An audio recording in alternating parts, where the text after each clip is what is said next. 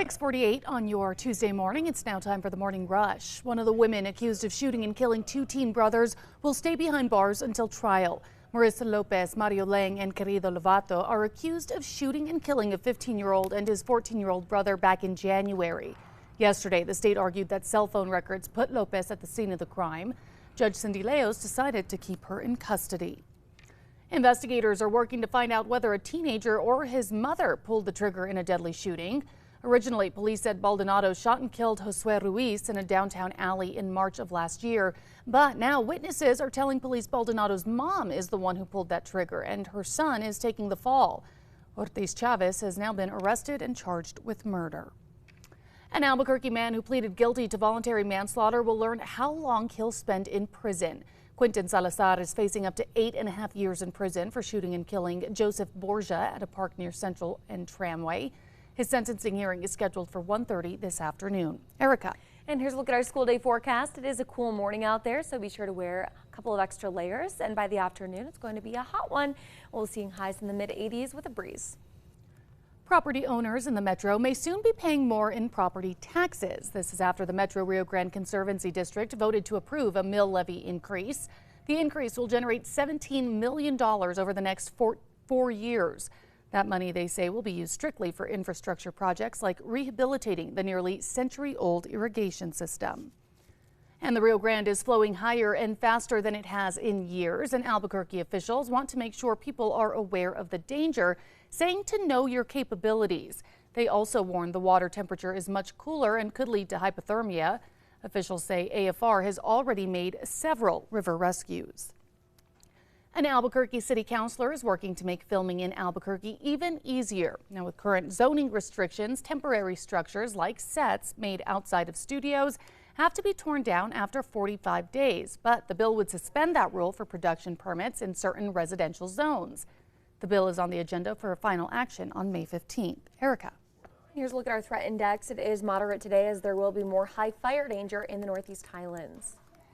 Happening today, Albuquerque will get a new taste of Louisiana chicken. Raising Cane's will open its first location in Albuquerque on Montgomery near San Mateo at 9.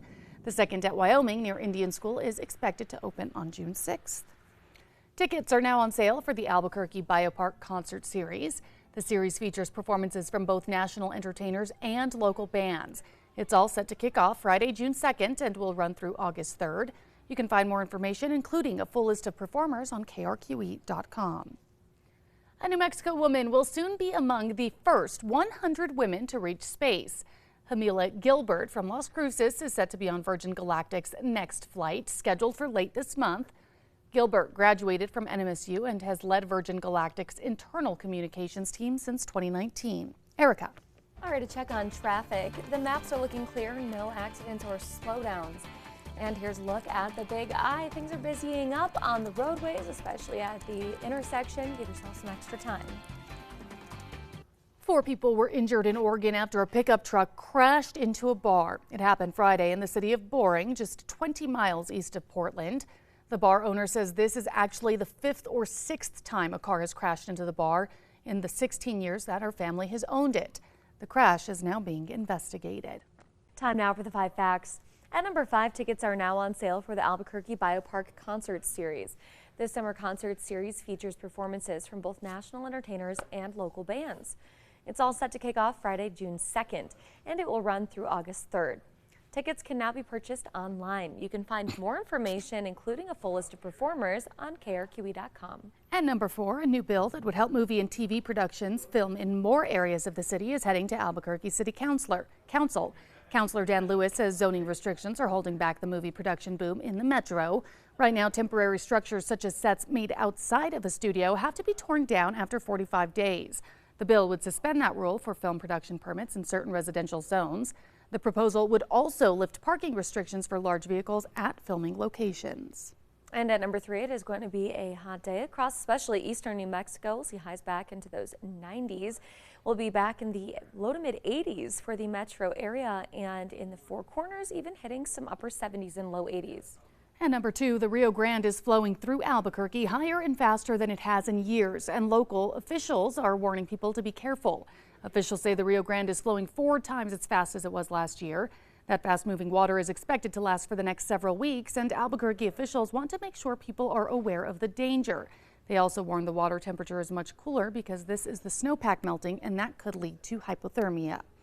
And number one, property owners in the metro may soon be paying more in taxes after the Metro Rio Grande Conservancy District voted to approve a mill levy increase. The MRGCD provides irrigation to over 60,000 acres, including to the 6 Middle Rio Grande pueblos. Right now, they have identified $175 million in priority projects, but they say they do not have enough money to start those much-needed projects. The mill levy increase will generate $17 million over the next 4 years. That money, they say, will be used strictly for infrastructure projects like rehabilitating the nearly century-old irrigation system.